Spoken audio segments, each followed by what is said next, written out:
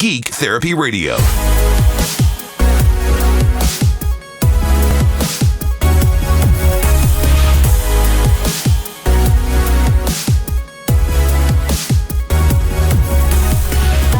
Welcome to Game Changer Radio here on the Geek Therapy Radio podcast. And Game Changer Radio is where we focus on more gaming and esports centric topics. The Game Changer Radio podcast can be found exclusively on the Sports Talk 790 radio page, but it's also included here in the Geek Therapy Radio podcast. So if you subscribe to Geek Therapy Radio, you're getting both at the same time, Game Changer Radio and Geek Therapy Radio. I am your mental curator, Johnny Hemberger, and today I wanted to talk about what we know thus far in terms of the PlayStation 5. Sony has confirmed it for release in 2020. Now, to my knowledge, we don't have an exact date for release. We can speculate what the exact date will be, what the exact quarter will be, to narrow it down a little bit more. My suspicion is it's probably going to release somewhere just before the holiday season. That doesn't have to necessarily be the case. It's just, I wouldn't be surprised if they release it in the summer, in time for the Christmas season and the holiday gift buying and all that good stuff. So all we do know for sure is that the Sony PlayStation 5 has been confirmed for 2020. That is confirmed by Sony itself. As we go through what we know about the Sony PlayStation 5, I will include links to all this information down below in the video description. There's also going to be a description link down below for the Patreon page if you want to consider donating to that. 5% of all my Patreon pledges per month goes to help those with mental illness. So before I take my cut, 5% goes to help those with mental illness. So I appreciate your consideration with that. You don't have to. It's completely voluntary. You know, that's what I've said about my Patreon page, and that's just the nature of Patreon. It's all completely voluntary. All right, let's move into the PlayStation 5 and what we know about it, including some things that we still don't know about it. But in terms of what we know, the CPU, it's going to be an AMD chip based on Ryzen. It's going to have 8 cores, and it's on the 7nm process of AMD Zen 2. So 8-core AMD processor. That's the gist of what you need to know about the CPU in the PlayStation 5. The GPU is going to be also AMD. It's going to be a custom AMD Navi GPU, NAVI GPU that does support ray tracing at the hardware level. How this is going to be implemented in games, especially launch titles, that's not known. How many developers will incorporate this? Because here's the thing about ray tracing. Just as anybody with an NVIDIA RTX cards know all too well, ray tracing, it makes things look pretty, but it comes with a cost of frames per second. So I know a lot of people that would agree with me there, that ray tracing, it makes everything look very pretty, but for most gamers, they would rather have the more frames than just less pretty frames. But I'll leave it up to you, the listener, you, the viewer, if you're watching this on YouTube, if I even upload this to YouTube, to decide whether or not you care about ray tracing. I am in the camp that I don't care about ray tracing, but at least I'm happy the option is there on the PlayStation 5. I would rather have it and not need it than want it and not have it. Wait, how would that go? I would rather have it and not have it. You get what I'm saying. Let's move on. Audio. For all of those out there who care about audio, I care about audio. Audio, it says the PS5 is going to have 3D audio that will be, quote, dramatically different to PS4 audio. I would lean towards this being them referencing some sort of psychoacoustic features, simulated 3D audio with traditional stereo headphones or traditional stereo speakers, kind of like on the 3DS you could choose, and Nintendo DS, you could choose mono stereo or surround. It was this kind of psychoacoustic thing that made the sound appear to be enveloping you a lot more than just traditional stereo sound. I do absolutely predict that. Of course, the PS5 is going to have your multi-channel output. So if you have a receiver and a surround sound system, got 7 speakers and a subwoofer or what have you, of course it's going to support traditional multi-channel audio like that. But I think this 3D audio they're talking about, I think that's some sort of simulated thing. Storage, this is perhaps the most important thing here. One of the most important things beyond the CPU and the GPU is the storage. The PS5 will definitely have a solid-state drive. It uses the new PCIe 4.0 connection, which basically confirms that it is a very high-end M.2 drive. I would assume that it's an M.2 drive. It's going to be very fast. For an example they gave, when opening or loading Marvel's Spider-Man, traditionally it takes 15 seconds. With the new solid-state drive, it's 0.8 seconds, at least in their test. I think that's relatively arbitrary because loading times will be different every time you load a game. It's going to be different. The point here is that the solid-state drive is going to be much faster than traditional hard drive storage that we're used to. I know a lot of people have updated their PlayStation 3s and PlayStation 4s to SATA solid-state drives, but this drive in the PS5 is confirmed it will be a solid-state drive using the PCIe 4.0 connection. That's fast. The drive in my laptop is like 2,500 read and write. It's very, very quick, and I would expect that the PS5 would be of similar quickness, faster than SATA. We know it's going to be faster than SATA because of the PCIe 4.0 connection. So that's great. All you need to know, storage. The hard drive inside the PlayStation 5 is going to be solid state, and it's going to be really, really, really fast. Resolution, the PS5 will support up to 8K for all of those out there who are buying your multi-$1,000 8K TVs, even though there's not much 8K content. The PlayStation 5 is looking towards the future. So, of course, they will support 8K content. Whether or not there's a lot of 8K content out there is another thing, but PlayStation 5, rest assured, if you buy a PlayStation 5, you'll be ready to consume 8K content as soon as services like Netflix or streaming services provide that, or 8K Blu-rays come out. Whatever the medium is, however you get the 8K content, the PS5 is ready to reproduce that. It's going to be a 4K Blu-ray player as well. The PS5 uses 100 gigabyte optical discs. That means if you buy physical media, if you buy games for your PS5, it is using 100 gigabyte, up to 100 gigabyte Blu-ray optical discs. It sounds weird in this day and age to be talking about buying physical media. I know that it hasn't gone away completely. But with all this talk about game streaming and downloadable content and downloading games off the PlayStation servers and Steam on your PC, and you can download games digitally. You don't have to go into a physical brick and mortar store to have a physical disc with you. I know a lot of people, collectors especially, like to have the physical copy, purchase and own a physical copy. Believe me, I understand that. I'm just saying that the optical Blu-ray reader in the PlayStation 5 is going to use up to 100 gigabyte optical discs. Should you want 4K movies that are going to support that, and video games that support that, of course.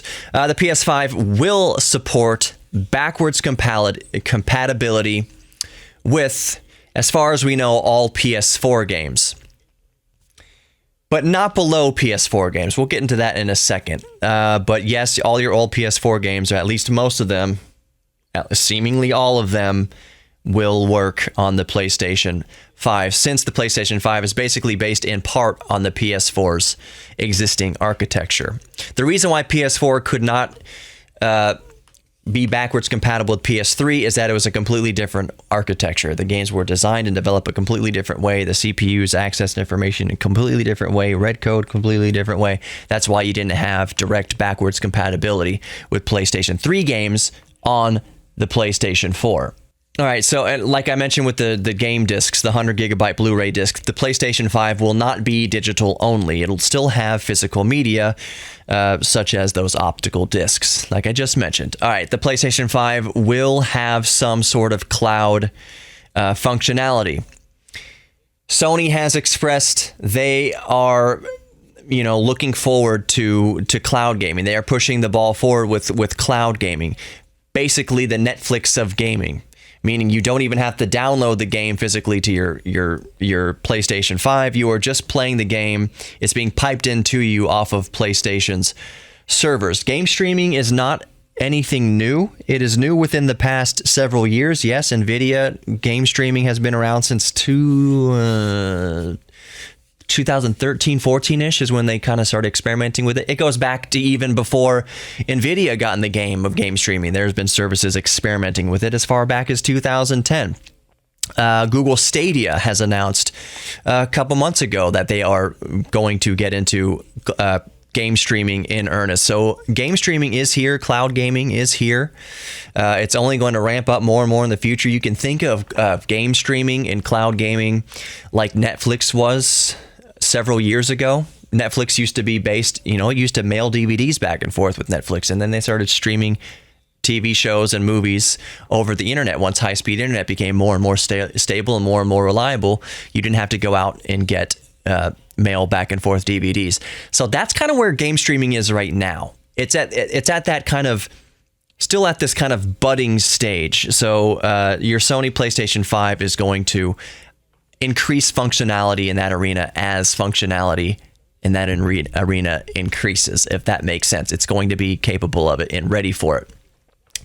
PS5 VR has been confirmed with the current headset at the moment, but of course there have been some leaks that point to a new headset with more front and rear cameras, different type of controller, but PS5 VR is confirmed, and it's obviously it's going to be better than PS4 VR. Also, the PlayStation 5 name itself isn't just speculation anymore. It is the actual name of the new device. It is going to be the PlayStation 5. That is confirmed for sure. Something that is of note, and that's really cool, at least to me, is that game installations are going to be more configurable. And in a nutshell, here's what that means. That means if you download a massive game, and games can be, in this day and age, well over 100 gigabytes. Let's say you play through the entire story mode of that game. You can delete the story mode and free up 50, 60 gigabytes, what have you, and only keep the multiplayer portion of the game on your physical hard drive. You will still have access to the story mode. You'll probably have to re-download it as you go, but let's say you finish story mode, just get rid of that, free up that hard drive space, and leave the part of the game that you still want to use, aka the multiplayer part in this scenario. So game installations being more configurable, that's actually a big one. That's actually quite a big one. And that is part and parcel with the game sizes becoming smaller, or for lack of a better word, better optimized. For instance, a lot of times what game developers would do, especially in open world games, GTA 5, what have you, they would put the same code, the same, parts of the game in multiple places on the disk, just duplicate redundant data all over the disk to reduce access times, so that the read head doesn't have to go all the way back to the beginning of the disk if you were transported to a different part of the world or the map, what have you. It would say, okay, the nearest section that contains this exact code is only a few sectors away. Let's grab it from there. So that's one reason that games became so huge, is all that redundant data over and over in the game. With the solid state storage now in the PlayStation 5, that means developers don't have to make so much redundant data. So that is going to make the downloads, make the games all that smaller, or at least, as it said here, better optimized. That's also another big point there. That's also another big game changer radio, for the PlayStation 5. That's a welcomed addition here, and it's all made possible by the solid state drive, especially the PCIe solid state drive and NVMe drive. Okay, PlayStation 5 home screen will be more dynamic. Something that I didn't mention, in that because I couldn't find any information on it, and I'm not entirely sure how critically important this is how much RAM the PS5 is going to have. My guess is it's going to have at least 8 gigabytes of RAM. But on something like the PlayStation 5, where you're doing really effectively more or less one or two things at once at any given time, it's not so important to have a ton of RAM like you would with a gaming PC that you might be streaming with and doing all sorts of other functions in the background, other programs open in the background while you're playing your game, and you need a lot of RAM, 16, 32, 64 gigs, 128 gigs. For a game system that's dedicated to gaming, you don't need all that RAM. I just predict that it's going to have 8 gigs of RAM. It doesn't even say how many gigs of RAM the video card has. I also assume that it's either 6 to 8 gigs. They're saying that it supports up to 8K. You need a lot of VRAM for that. I am predicting that the AMD Navi card in there is going to have, in my prediction, 6 to 8 gigabytes of RAM, if not more. But 6 to 8 gigs, that's my prediction for both the RAM and the VRAM. Let's move on to the PS5 controller. I'm going to guess also that's going to be called the DualShock 5. We haven't no confirmation on what the controller is going to be called, but DualShock 3, DualShock 4, why wouldn't it be called the DualShock 5? We do know that it's going to get adaptive triggers that I need to emphasize that. Adaptive triggers. That means that the tension on the triggers will vary from if you're pumping off a round in a shotgun versus drawing the string back on a bow. The actual physical resistance of the trigger will increase or decrease depending what you're doing in the game. That's really cool. That is awesome, actually, in my opinion. That's something I'm going to geek out about a lot. The actual triggers feel different based on what you're doing in the game. That is awesome. That goes part and parcel with improved haptic feedback. Type-C is now supported for charging and whatever else you're going to do with the DualShock 5 that we're calling it right now. It's going to be heavier with the DualShock 4. That makes sense if you're adding extra servos and motors and magnets and stuff for more haptic feedback. And although we have no official detail on its appearance, it's probably going to look similar to the DualShock 4. Another point is that we don't exactly know what the actual console itself will look like. It's probably not going to look like a dev kit. I predict it's going to look... I don't think it's going to be too radical. I may be wrong on that, but I doubt sort of that it's going to be too radical. It may be, though. We'll see about that. It's not going to look like the old original Xbox or anything like that, I don't think. But we'll see what the console looks like. The price is also unconfirmed. The PS4 launched at, I believe, $399, $399, 350 euros, I believe, and $399 US dollars. So we're going to see what the launch price is. I think it's going to be around that $400 mark, though. That's my prediction. And I don't think that's a rare prediction. I think most people are expecting about $400 at launch, which of course depends on what kind of bundle, what kind of package you're buying. Okay, let's circle back around to something I brought up previously in this podcast, and that is backwards compatibility, because that is something that, as it turns out, I geek out quite a bit about. And you'll understand why in a minute. So backwards compatibility. Yes, we confirmed that it is the PS5 is backwards compatible with PS4 games. Sony's confirmed that because its PS5 is based on a similar architecture to the PS4. They say probably not PS3 and lower. And you'd wonder to yourself, why would it be so hard to emulate? Sorry, I let the cat out of the bag there. Why would it be so hard to be backwards compatible with PlayStation 1 games, PlayStation 2 games, and PlayStation 3 games? As I alluded to earlier, it all comes down to the architecture. After the PS3, the architecture for Sony PlayStation changed. So while it would not be hard to run a PlayStation 1 game, theoretically, in actuality, it kind of is. Because what you need in this case now to run PS1 games, PS2 games, and PS3 games is emulation. In a nutshell, emulation is running different hardware on other hardware. For instance, running old Nintendo games on your computer at home, or running old Nintendo games on your modded Xbox or what have you. Emulation takes some horsepower. It takes not much horsepower to emulate old 8-bit games. It takes a little more horsepower and by horsepower I mean CPU strength. It takes a little more horsepower to run 16-bit, takes even more horsepower to run 32-bit, 64-bit, 128-bit PS2, and so on and so forth. So it takes, even in modern times, to emulate PlayStation 2 games, it takes quite a good beefy computer to do so. Now, the cost of achieving that has come way down. And here's my prediction for the 8-core AMD CPU in the PlayStation 5. I think we will get more PlayStation 1, PlayStation 2, and some PlayStation 3 games on the PS5, but not directly. Not just like you can't just put your PS1 disc or PS2 disc in there. Possibly. I don't think they're going to go that route. Theoretically, it is technically possible to do that.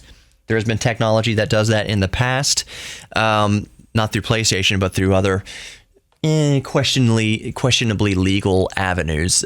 For instance, put a PS2 disc in your computer and then run a PlayStation 2 game reading off the disc through a PS2 emulator on your computer. That's been possible. PlayStation 1 the same way.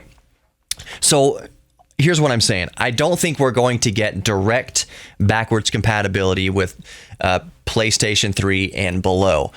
I do think they're going to release remastered titles from PS1, PS2, and PS3 using emulation. How many PS3 games will be emulated? I am not sure. PS3 is very hard to emulate. So is PS2 for that matter. Although 8 cores is more than enough to emulate PS2, I think they can emulate the entire PS2 library if they wanted to on the PlayStation 5. I believe it all will be downloadable content if that's the case. Like I said, I don't think you're going to be able to put your PS2 disc into the PS5 and just run it that way. Sony may surprise us. If there's anybody who has access to the code to run PlayStation 2 and PlayStation 3 emulation elegantly and efficiently, it's going to be Sony. That's just my prediction. So remember the God of War series. You were able to download remastered 1080p versions of God of War, like even from PSP, God of War 1 and 2 on a PSP. What is it? Change of Olympus and what am I blanking out on the other one? But the 2 PSP exclusive God of Wars, which are amazing, you could download on the PS3. They even came on a disc for the PS3, and they were remastered into 1080p. So that's kind of, I think, the way it's going to go with the PlayStation 5. They're just going to make more PS1 and PS2 and PS3 titles available as remastered or classics or what have you. Not go the direct route of backwards compatibility. Because like I said, it is not directly compatible. It's different architecture after PlayStation 3. Does that make sense? Really, it's not a change of pace. Really, nothing changes here. Like I said, we've been getting these kind of retro classics remastered for years. So I think they're just going to continue the trend and just start including PS3 titles into that mix now on the PlayStation 5. I don't think there's really much else I want to talk about with the PlayStation 5. That's pretty much all we know, and that's all we can speculate on. And again, as of recording this podcast, we do not have the PlayStation 5 yet. I and many other people may be completely wrong as to things we're speculating about. For instance, like I just mentioned, all the backwards compatibility. We may be delightfully surprised when the PlayStation 5 comes out. They might have a sister board or a daughter board on there that contains all the PS1 and PS2 and PS3 hardware somewhere in the machine itself. So that it is directly compatible. Who knows? I would welcome that change. I don't foresee that happening. All I'm saying is that we don't have the PS5 yet. There's none of us that can test the PS5 yet, really put it through its paces and benchmark and do all that kind of stuff. So there may be some happy, delightful things that I and many others are wrong about with the PS5, and I would absolutely welcome that. That would be wonderful to be wrong about some delightful things. But we'll see. I really want to know, if you are watching this on YouTube, if I upload this to YouTube, what do you think about the PlayStation 5? Are you excited for it? What do you think about the 8K? What do you think about the AMD CPU and GPU? What do you think about backwards compatibility? Are you excited about the PlayStation 5? For some reason, the most exciting thing to me are those, what do you call it, variable feedback triggers. Adaptive triggers, variable feedback. A long way of saying adaptive. The adaptive triggers are exciting me. They're getting my geek brain, geek bone going. So I'm excited for the PS5 in that regard. But I really want to know what you think. Let me know in the comments below, and I'm going to end the show how I end every show. If you've downloaded this podcast through the Game Changer Radio podcast on our sports station, welcome in. Geek Therapy Radio is the main show. Game Changer Radio is the spinoff of Geek Therapy Radio, but welcome in. Subscribe to both Game Changer Radio with Johnny Hamburger and the Geek Therapy Radio podcast with Johnny Hamburger. I always want to wish all of my listeners a few things at the end of each show. One is to remind you that we are all geeks about something, whether it's astronomy or cars or painting or music or whatever it is, bodybuilding, it can be anything. We're all geeks about something. That's a wonderful thing. So embrace your geek thing. The second thing, and perhaps most important, you're worthy of love, okay? I know maybe you tuned into this not expecting to hear that, but you are worthy of love. You're worthy of giving love. You are worthy of being loved. And most difficult for a lot of people, you are worthy of loving yourself. Okay? That doesn't mean that what I just said to you was going to be the trigger. Oh, that's the missing link, Johnny. You just told me to love myself. All of a sudden, I love who I am. I love what I'm about. And I love myself. I love what I see when I look in the mirror. That's not what I'm saying at all. Start chipping away at loving yourself. Start understanding that you're worthy of love, that you are not some sort of outcast that nobody likes, that you don't think you have anything to offer the world. You have a bad childhood raising, or whatever it's going on in your life. Just chip away at loving yourself and respecting yourself. Just chip away at it day to day. Do something nice for yourself. It's really easy for a lot of people to love others, respect others, give others respect, but it's very hard to give ourselves self-respect a lot. And I think that's the key to a lot of it's not the key out of depression, but it's one of the steps, I will say. One of the rungs of the ladder out of depression is just learning slowly but surely to love yourself. Don't keep your geek thing under a bushel. Share your geek thing with others. Maybe you're really into collecting stamps or something like that, even if it seems like a boring geek thing. No, we're all passionate about something, so share that with something. You never know someone who's going to hear what you're into, be down in the dumps themselves, and find a new passion, a new hobby in what you've introduced them to, as long as it's not some sort of self-destructive hobby or destructive to other people. Don't be afraid to share your hobbies and your geek passions and your geek interest with others. You might inspire others to dig themselves out of a hole. You may inspire an entirely new fulfilled life for them, so don't keep it under a bushel. Other than that, that's all for this podcast today. I do my podcast 5 days a week, so there's always something new to listen to. I just opened my Patreon page. I'll leave a link to it below here in the podcast or on the YouTube channel, or both. Where you can go and subskitter. You can consider sending me some help there through Patreon. And again, 5% right off the top goes to help those with mental illness. Hope you've enjoyed it. Consider subscribing if you're watching this on YouTube. Tell your friends if you like it. Word of mouth is the best advertising in the entire world. But mainly, know you're worthy of love. Trust yourself. Respect yourself. Day by day, let's just work on that. Let's work on that together. Thank you for listening to Geek Therapy Radio and Game Changer Radio here on Geek Therapy Radio, and I'll see you in the next one.